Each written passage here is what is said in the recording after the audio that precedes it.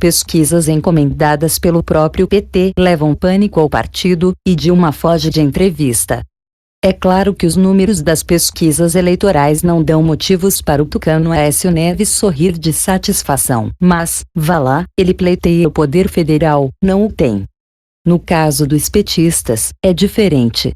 O partido está em pânico e, creiam, não o vejo cometer erros tão brutais desde 1994, quando não percebeu a importância que tinha o fim da inflação para o povão e decidiu se opor ao Plano Real.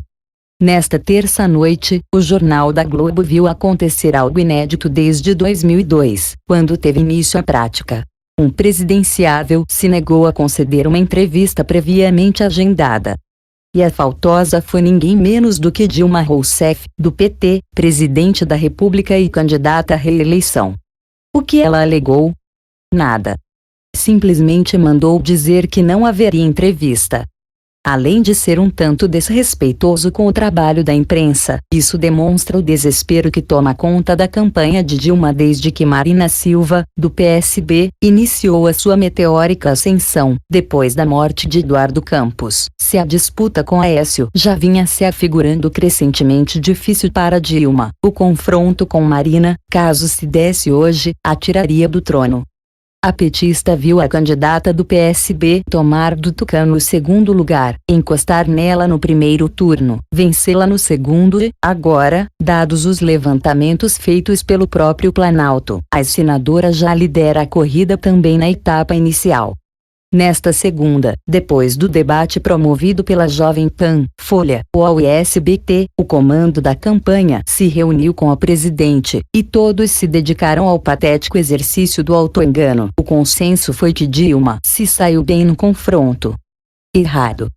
Foi a pior dos três grandes. Aécio jogou melhor, mas quem venceu foi mesmo Marina, porque polarizou com Dilma e passou a impressão de dar a palavra final.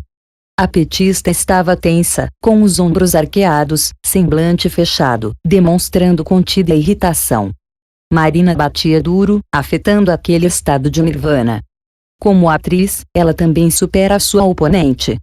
Nesta terça, dia em que Dilma deveria conceder a entrevista aos jornalistas William Vac e Cristiane Pelajó, o Ibope divulgou o resultado da pesquisa para a eleição presidencial em 2 colégios privilegiados. Até a semana passada, Dilma liderava no Rio, com 38% a 30% contra Marina.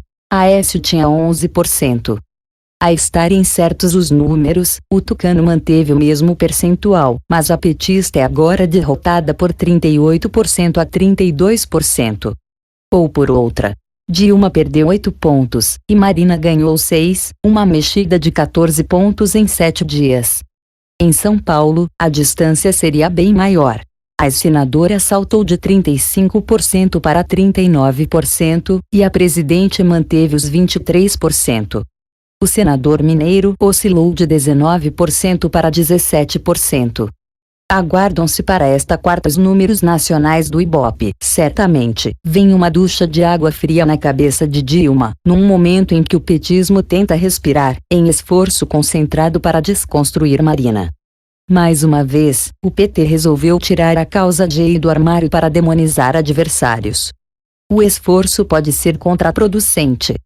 Dilma e o PT passaram pelo vexame de ver as perguntas no ar sem resposta. Abaixo, eu as reproduzo. 1. Os últimos índices oficiais de crescimento indicam que o país entrou em recessão técnica. A senhora ainda insiste em culpar a crise internacional, mesmo diante do fato de que muitos países comparáveis ao nosso estão crescendo mais.